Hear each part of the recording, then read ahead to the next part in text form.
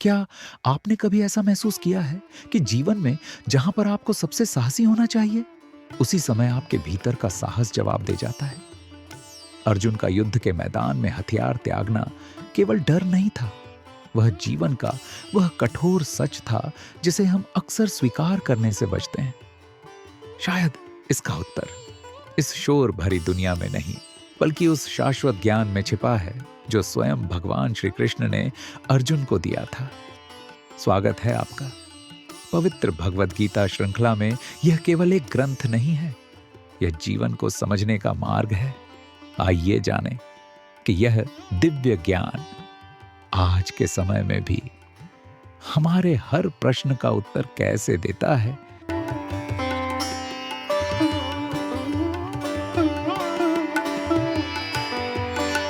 अहंकार, मोह और करुणा के चक्र में फंसकर अर्जुन ने अब तक अनेक तर्क दिए हैं।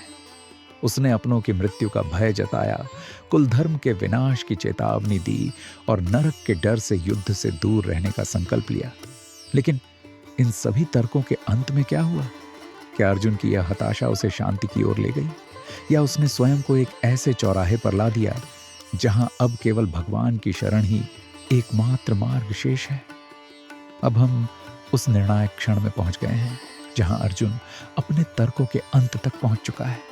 उसने अपने धनुष बाण त्याग दिए हैं और वह उस स्थिति में है जहां वह न तो युद्ध कर सकता है और न ही भाग सकता है।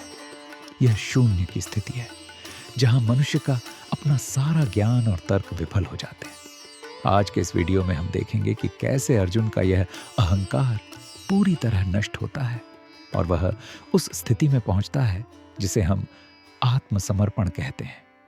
भगवत गीता अध्याय 1 श्लोक 43। उत्सन्न कुल धर्माणाम मनुष्याणाम जनार्दन नर के नियतम वासो भवती तेनु शुश्रुत। अर्थ, हे प्रजापालक कृष्ण, मैंने गुरु परंपरा से सुना है कि जो लोग कुल धर्म का विनाश करते हैं वे सदैव नरक में वास करते हैं। तात्पर्य, अर्जुन का दृष्टिकोण केवल निजी अनुभवों या मान्यताओं पर आधारित नहीं है, बल्कि वह उन शास्त्रों और आचार्यों के उपदेशों पर टिका है जिन्हें उसने परंपराओं से प्राप्त किया है। यह वैदिक पद्धति के अनुसार वास्तविक ज्ञान अर्जित करने का एकमात्र प्रामाणिक मार्ग है। किसी अनुभवी गुरु या ज्ञानी के मार्गदर्शन के बिना सत्य को जान पाना असंभव है। इसी प्रकार वर्णाश्रम धर्म की व्यवस्था में अपने कर्मों के शोधन हेतु प्रायश्चित्त को अनिवार्य माना गया है। यदि किसी व्यक्ति से भूलवश या अनजाने में अधर्म हुआ है तो मृत्यु से पूर्व उसका विधिवत प्रायश्चित्त करना आवश्यक है। शास्त्रों का स्पष्ट निर्देश है कि जो मनुष्य अपने पापों के लिए आत्मशुद्धि का प्रयास नहीं करता, उसे परलोक में अपने कुकृत्यों का फल भोगने हेतु नरक की कष्टप्रद स्थितियों में जाना ही होता है। अतः जीवन काल में ही सही मार्ग का चयन और आत्मानुशासन ही मनुष्य को भावी दुखों से बचाने का उपाय है। भगवत गीता अध्याय 1 श्लोक 44। अहो बत महत पापम कर्तुम व्यवसिता वयम यद्राज्य सुखलोभेन हंतुम स्वजनम उद्यता। अर्थ, ओह, कितने आश्चर्य की बात है कि हम सब जघन्य पाप कर्म करने के लिए उद्यत हो रहे हैं। राज्य सुख भोगने की इच्छा से प्रेरित होकर हम अपने ही संबंधियों को मारने पर तुले हैं। तात्पर्य, सांसारिक स्वार्थ की अंधी प्रतिस्पर्धा में अक्सर मनुष्य अपनी मर्यादाएं भूल जाता है और इतना गिर जाता है कि पिता, माता या भाई जैसे पूजनीय संबंधों का वध करने जैसा जघन्य पाप भी कर देता है। इतिहास की धारा ऐसे अनगिनत त्रासदपूर्ण उदाहरणों से भरी हुई है जहां सत्ता और लोभ के लिए रक्त के रिश्तों को भी कलंकित किया गया है। तथापि अर्जुन का चरित्र इस स्वार्थपूर्ण समूह से सर्वथा भिन्न है। वह केवल एक योद्धा नहीं, बल्कि भगवान का निष्ठावान और साधु हृदय भक्त है।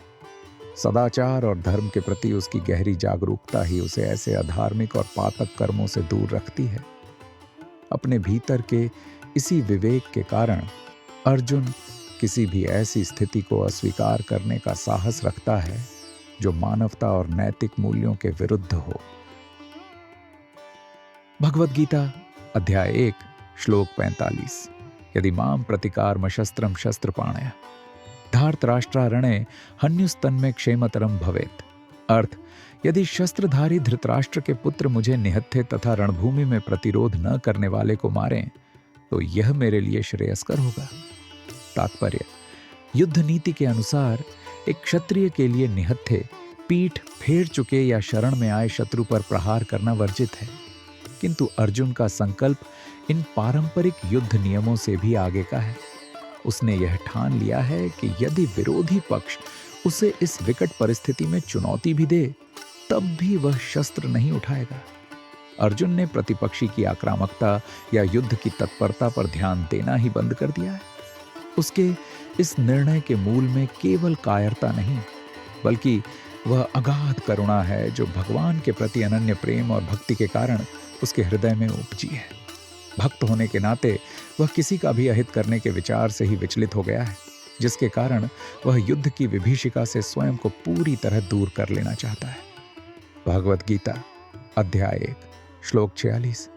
संजय उवाच एवं मुक्त्वार्जुनः संख्ये रथोपस्थ उपाविशत् विसृज्य सशरम चापम शोक संविघ्न मानसः। 46। अर्थ, संजय ने कहा, युद्धभूमि में इस प्रकार कहकर अर्जुन ने अपना धनुष तथा बाण एक ओर रख दिया और शोक संतप्त चित्त से रथ के आसन पर बैठ गया। तात्पर्य, रणभूमि में शत्रु पक्ष की स्थिति का निरीक्षण करने हेतु अर्जुन जब रथ पर था तो विपक्षी बंधुओं को देखकर उसका मन करुणा और विषाद से भर गया।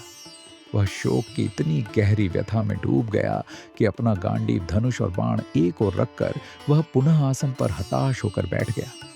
वास्तव में ऐसा दयालु और अत्यंत कोमल हृदय जो सांसारिक मोह से ऊपर उठकर भगवत सेवा के प्रति समर्पित हो, वही उच्च आध्यात्मिक ज्ञान और आत्म साक्षात्कार को धारण करने का सच्चा अधिकारी है। करुणा का यह भाव ही अर्जुन को उस दिव्य संवाद के योग्य बनाता है जो अब उसे भगवान श्री कृष्ण से प्राप्त होने वाला है। इस प्रकार अध्याय 1 का समापन एक ऐसे पात्र के साथ होता है जो अपनी समस्त शक्तियों और तर्कों के बावजूद हार मान चुका है। अर्जुन का रथ पर बैठ जाना केवल शारीरिक थकान नहीं है, बल्कि यह उसके अहं का पराभव है।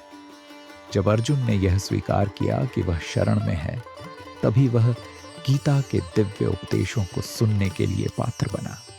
हमें यह समझना होगा कि जीवन के जिस स्थान पर हम अपने तर्कों के साथ उपस्थित होते हैं, वास्तव में वहीं से आध्यात्मिक ज्ञान का मार्ग प्रारंभ होता है। इस प्रकार कुरुक्षेत्र के रण क्षेत्र में केवल 2 सेनाओं का ही नहीं, बल्कि अर्जुन के मन के भीतर स्थित अहंकार और धर्म का भी एक निर्णायक युद्ध चल रहा था। अर्जुन का शस्त्र त्याग देना उसकी कायरता नहीं, बल्कि उस आत्म मंथन का प्रतीक है जो हर उस व्यक्ति के जीवन में आता है जो सच की तलाश में है।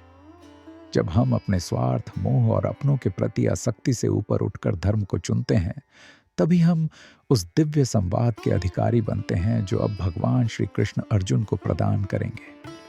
अर्जुन का रथ पर बैठ जाना उस पूर्ण समर्पण का लक्षण है जहां से वास्तविक ज्ञान का उदय होता है।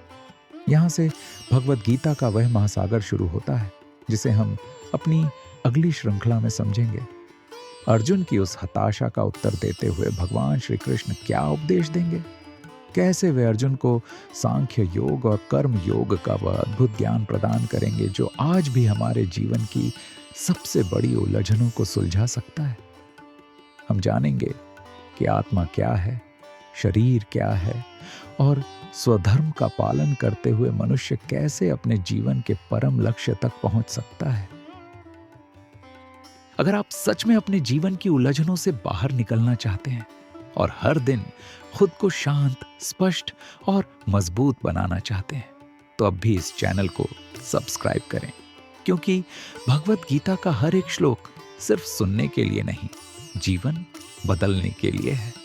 और इस ज्ञान यात्रा में हम हर दिन एक कदम साथ बढ़ेंगे। और अगर आज की बात आपके दिल को छू गई हो तो कमेंट में जय श्री कृष्ण जरूर लिखें।